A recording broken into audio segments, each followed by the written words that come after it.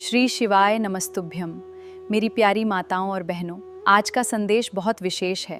अगर जीवन में रुकावटें आ रही हैं तो ये उपाय जरूर करें। उपाय केवल इस भावना से किया जाता है कि हे प्रभु, मेरे जीवन में जो भी नकारात्मकता है उसे दूर कर दीजिए, मेरे मार्ग में आने वाली बाधाओं को समाप्त कर दीजिए, मुझे सही निर्णय लेने की बुद्धि दीजिए। जब भावना शुद्ध होती है तब प्रार्थना भी अधिक प्रभावशाली बन जाती है। कई लोग केवल उपाय करते हैं लेकिन अपने व्यवहार को नहीं बदलते। यदि घर में कटु वचन बोलेंगे, माता पिता का सम्मान नहीं करेंगे, गरीब की सहायता नहीं करेंगे और फिर सोचेंगे कि केवल एक उपाय से सब बदल जाएगा, तो ऐसा नहीं होता। भगवान सबसे पहले हमारे आचरण को देखते हैं। इसलिए आज मैं आप सबसे एक छोटी सी प्रार्थना करता हूं। यदि आपके आसपास कोई भूखा व्यक्ति मिले, किसी वृद्ध को सहायता की आवश्यकता हो, किसी पशु पक्षी को भोजन पानी दे सकें तो अवश्य कीजिए। यकीन मानिए, ये भी एक बहुत बड़ा आध्यात्मिक उपाय है। मेरी माताओं और बहनों, अब आप सोच रहे होंगे कि आखिर इस लहसुन और कील वाले उपाय की तैयारी कैसे करनी है, इसे कौन कर सकता है, किस समय करना चाहिए और किन बातों का विशेष ध्यान रखना चाहिए।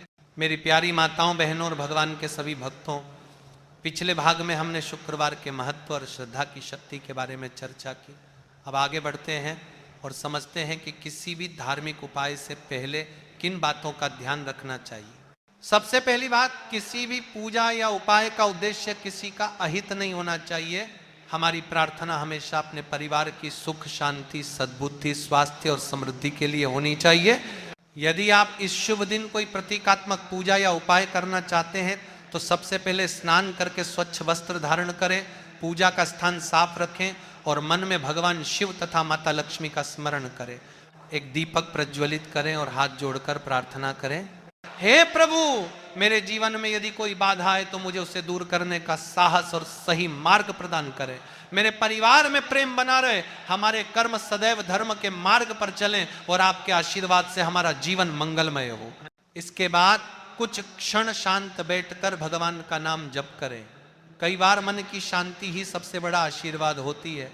इस दिन यदि संभव हो तो किसी जरूरतमंद को अन्न, वस्त्र या अपनी सामर्थ्य के अनुसार दान दें। शास्त्रों में सेवा, दया और सद्भाव को सबसे बड़ा पुण्य बताया गया है। मेरी माताओं और बहनों, याद रखिए कि कोई भी शुभ दिन केवल उपाय करने का नहीं बल्कि अपने व्यवहार को भी बेहतर बनाने का अवसर होता है। यदि हम कटु वचन छोड़ दें, क्रोध कम करें और अपने घर में प्रेम का वातावरण बनाएं तो वही सबसे बड़ा शुभ परिवर्तन होता है। अब बहुत से भक्त पूछते हैं कि ऐसे शुभ दिन पर प्रार्थना किस समय करना अधिक उचित माना जाता है। सामान्य रूप से प्रातःकाल या संध्या के समय शांत वातावरण में भगवान का स्मरण करना श्रेष्ठ माना जाता है। यदि किसी कारण से उस समय संभव न हो तो दिन में भी श्रद्धा के साथ प्रार्थना की जा सकती है। भगवान भाव के भूखे हैं, समय के नहीं।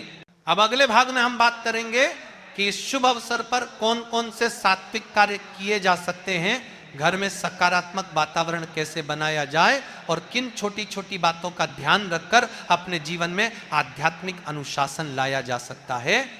मेरी प्यारी माताओं, बहनों और भगवान के सभी भक्तों, अब तक आपने इस शुभ दिन के महत्व को समझा और यह भी जाना कि किसी भी पूजा या आध्यात्मिक उपाय का सबसे बड़ा आधार श्रद्धा, सद्भाव और अच्छे कर्म है। अब आगे बढ़ते हैं। बहुत से भक्तों के मन में एक प्रश्न आता है कि क्या केवल पूजा करने से ही जीवन बदल जाता है। इसका उत्तर है, पूजा हमें ईश्वर से जोड़ती है, मन को स्थिर करती है और सही दिशा में चलने की प्रेरणा देती है। जब प्रार्थना के साथ अच्छे कर्म भी जुड़ जाते हैं तब जीवन में सकारात्मक परिवर्तन आने लगता। इसीलिए आज के इस शुभ शुक्रवार पर एक संकल्प अवश्य लें कि हम किसी का बुरा नहीं सोचेंगे, किसी को दुख नहीं देंगे और अपने घर में प्रेम और सम्मान का वातावरण बनाए रखेंगे। मेरी माताओं और बहनों, यदि आपके घर में पूजा का स्थान है तो आज वहाँ एक स्वच्छ दीपक अवश्य जलाइए। दीपक जलाते समय मन ही मन भगवान शिव, माता लक्ष्मी और अपने आराध्य देव का स्मरण कीजिए। फिर हाथ जोड़कर यह प्रार्थना करें, हे प्रभु, हमारे घर में सदैव प्रेम बना रहे, हमारे परिवार को सद्बुद्धि दे, हमें परिश्रम करने की शक्ति दे और धर्म के मार्ग पर चलने की प्रेरणा दे। याद रखिए, भगवान से मांगने से पहले उनका धन्यवाद करना भी बहुत आवश्यक है। उनका धन्यवाद कीजिए कि उन्होंने आपको जीवन दिया, परिवार दिया, भोजन दिया और उनका नाम लेने का अवसर दिया।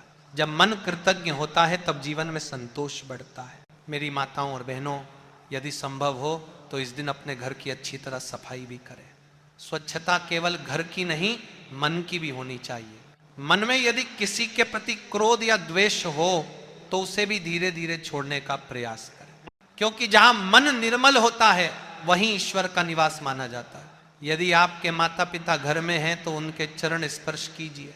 यदि गुरु का आशीर्वाद प्राप्त है तो उनका स्मरण कीजिए। यदि कोई जरूरतमंद दिखाई दे तो अपनी सामर्थ्य के अनुसार उसकी सहायता कीजिए।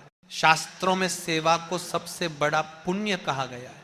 मेरी माताओं और बहनों, एक और बात हमेशा याद रखिए, कोई भी उपाय तभी सार्थक होता है जब उसके साथ हमारा व्यवहार भी अच्छा हो। यदि हम पूजा करें फिर किसी का अपमान करें, झूठ बोले या छल करें तो पूजा का वास्तविक उद्देश्य अधूरा रह जाता है। इसलिए आज का दिन अपने जीवन में एक नई शुरुआत करने का दिन बनाइए। सुबह भगवान का नाम, दिन भर ईमानदारी से कर्म और रात को प्रभु का धन्यवाद। यदि ये तीन बातें जीवन में आ जाएं तो मन में अद्भुत शांति आने लगती है। अब अगले भाग में हम इस पूरे विषय का सुंदर समापन करेंगे। अंत में एक विशेष प्रार्थना करेंगे और बताएंगे कि इस शुभ अवसर पर किन बातों का विशेष ध्यान रखना चाहिए ताकि आपका दिन भक्ति और सकारात्मकता के साथ पूर्ण हो सके। मेरी प्यारी माताओं, बहनों और भगवान भोलेनाथ के सभी भक्तों, अब हम इस पूरे विषय के अंतिम चरण में पहुंच चुके हैं। यदि आपने शुरुआत से लेकर अब तक पूरे मन और श्रद्धा के साथ इस चर्चा को सुना है तो सबसे पहले भगवान का धन्यवाद कीजिए कि उन्होंने आपको अपने नाम का स्मरण करने का अवसर दिया। मेरी माताओं और बहनों, जीवन में सुख दुख आते जाते रहते हैं। कोई ऐसा व्यक्ति नहीं जिसके जीवन में कभी कठिन समय ना आया हो, लेकिन जो व्यक्ति कठिन समय में भी भगवान पर विश्वास बनाए रखता है, अपने कर्मों को नहीं छोड़ता और सत्य के मार्ग पर चलता है, उसके भीतर एक अलग ही शक्ति उत्पन्न होने लगती है।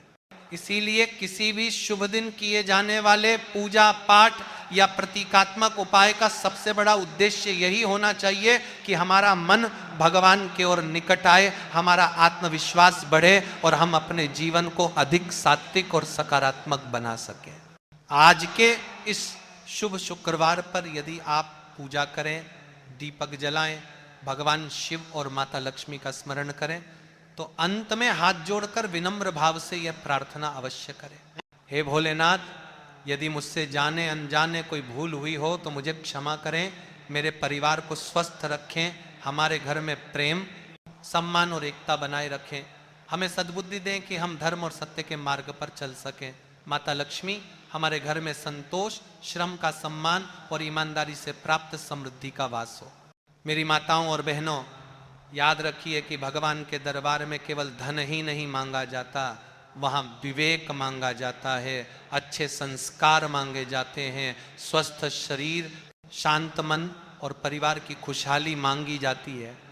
क्योंकि यदि ये सब हमारे पास हैं तो जीवन का सबसे बड़ा धन भी हमारे पास है। आज एक और छोटा सा संकल्प अपने मन में लीजिए, कभी किसी का बुरा नहीं सोचेंगे, किसी की मेहनत से ईर्ष्या नहीं करेंगे, अपनी सफलता के लिए परिश्रम करेंगे और जो भी मिलेगा उसके लिए भगवान का धन्यवाद करेंगे। यही सच्ची भक्ति है। यदि संभव हो तो इस दिन किसी भूखे व्यक्ति को भोजन कराइए, किसी गौशाला में हरा चारा अर्पित कीजिए, पक्षियों के लिए पानी रखिए या अपनी सामर्थ्य के अनुसार किसी जरूरतमंद की सहायता कीजिए। शास्त्रों में सेवा और दया को सबसे बड़ा पुण्य माना गया है। मेरी माताओं और बहनों, एक बात हमेशा याद रखिए, कोई भी पूजा तभी पूर्ण मानी जाती है जब उसके साथ हमारे कर्म भी अच्छे हों। यदि हमारे व्यवहार में नम्रता है, वाणी में मधुरता है और मन में भगवान का स्मरण है तो वही सबसे बड़ा आध्यात्मिक उपाय है। अब मैं आप सभी से एक छोटी सी प्रार्थना करना चाहता हूँ। यदि आपको भगवान शिव पर विश्वास है, यदि आप चाहते हैं कि आपके घर में सदैव सुख शांति बनी रहे, यदि आप अपने परिवार की खुशहाली के लिए प्रार्थना करते हैं तो कमेंट बॉक्स में पूरे श्रद्धा भाव से अवश्य लिखें श्री शिवाय नमस्तुभ्यां और उसके बाद लिखें हर हर महादेव। ईश्वर करे कि आपके घर में प्रेम बना रहे, आपके परिवार पर भगवान शिव और माता लक्ष्मी की कृपा बनी रहे, आपके जीवन में सदैव अच्छे कर्म करने की प्रेरणा बनी रहे और आप स्वस्थ, प्रसन्न तथा संतुष्ट जीवन व्यतीत करें। यदि आपको ये वीडियो अच्छा लगा हो और इससे आध्यात्मिक प्रेरणा मिली हो तो वीडियो को लाइक करें, अपने परिवार और मित्रों के साथ साझा करें तथा ऐसे ही भक्ति और धर्म से जुड़े प्रेरणादायक वीडियो देखने के लिए हमारे चैनल को सब्सक्राइब करना न भूलें। बोलिए श्री शिवाय नमस्तुभ्यम। हर हर महादेव।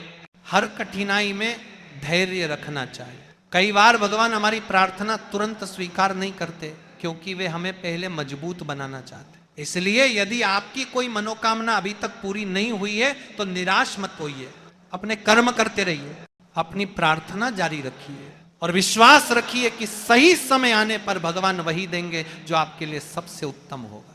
अब संध्या पूजा के बाद यदि आपके क्षेत्र में चंद्र दर्शन की परंपरा निभाई जाती है तो श्रद्धा से चंद्रमा को प्रणाम करें और भगवान गणेश का स्मरण करते हुए अपने परिवार की सुख शांति की कामना करें। इसके बाद अपने घर के सभी सदस्यों के साथ प्रसाद ग्रहण करें और भगवान का धन्यवाद करें। याद रखिए, सच्चा प्रसाद केवल मिठाई नहीं होता, सच्चा प्रसाद वह संतोष है जो भगवान का नाम लेने के बाद हमारे मन में आता है। मेरी माताओं और बहनों, अब इस पूरी चर्चा का अंतिम और सबसे भावपूर्ण भाग शेष है।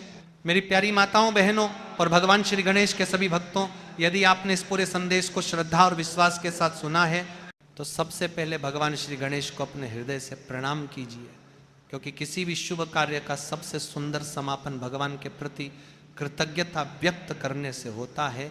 माताओं और बहनों, जीवन में हर व्यक्ति किसी न किसी परेशानी से गुजरता है। किसी को धन की चिंता होती है, किसी को परिवार की, किसी को स्वास्थ्य की, तो किसी को अपने बच्चों के भविष्य की। लेकिन एक बात हमेशा याद रखिए, परेशानी चाहे कितनी भी बड़ी क्यों ना हो, उससे भी बड़ा भगवान पर हमारा विश्वास होना चाहिए। भगवान श्री गणेश को विघ्नहर्ता इसलिए कहा गया है क्योंकि वे हमें कठिनाइयों से लड़ने का साहस देते हैं, वे हमें सही निर्णय लेने की बुद्धि देते हैं, वे हमें यह प्रेरणा देते हैं कि परिस्थितियां कैसी भी हों, हमें अपने धर्म, अपने संस्कार और अपने अच्छे कर्मों को कभी नहीं छोड़ना चाहिए। आज इस पावन संकष्टी चतुर्थी के अवसर पर अपने मन में एक नया संकल्प लीजिए। आज से झूठ नहीं बोलेंगे, किसी का अपमान नहीं करेंगे, किसी की मेहनत से ईर्ष्या नहीं करेंगे, अपने माता पिता और गुरुजनों का सम्मान करेंगे और प्रतिदिन कुछ समय भगवान का स्मरण अवश्य करेंगे। मेरी माताओं और बहनों, यही वे छोटे छोटे संकल्प हैं जो धीरे धीरे हमारे पूरे जीवन को बदलने लगते हैं। अब दोनों हाथ जोड़कर भगवान श्री गणेश से यह प्रार्थना अवश्य करें, हे प्रथम पूज्य श्री गणेश, हमारे जीवन में यदि कोई भूल हुई हो तो हमें क्षमा करें, हमारे परिवार में प्रेम बना रहे, हमारे घर में सद्बुद्धि का वास हो, हमें परिश्रम करने की शक्ति दें और सत्य के मार्ग पर चलने की प्रेरणा दें।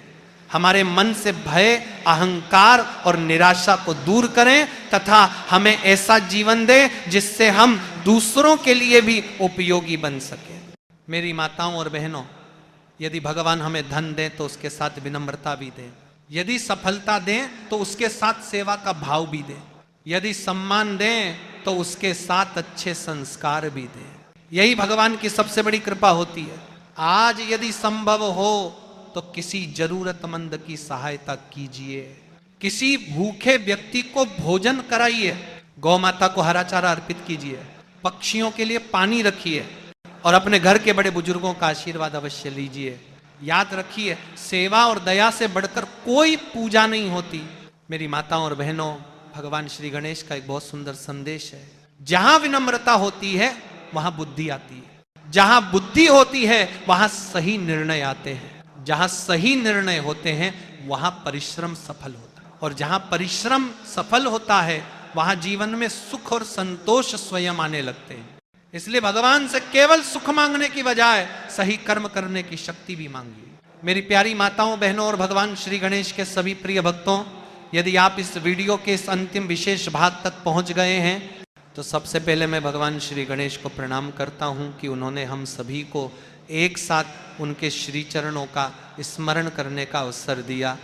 माताओं और बहनों, आज की इस पूरी चर्चा में हमने जाना कि भगवान की कृपा प्राप्त करने का सबसे बड़ा मार्ग केवल पूजा पाठ नहीं, बल्कि श्रद्धा, सच्चे कर्म, सेवा और विश्वास है। अक्सर लोग भगवान से कहते हैं, हे प्रभु हमारी सारी परेशानियां दूर कर दीजिए, लेकिन बहुत कम लोग ये कहते हैं, हे प्रभु हमें इतनी शक्ति दीजिए कि हम हर कठिन परिस्थिति का सामना धैर्य और साहस के साथ कर सकें।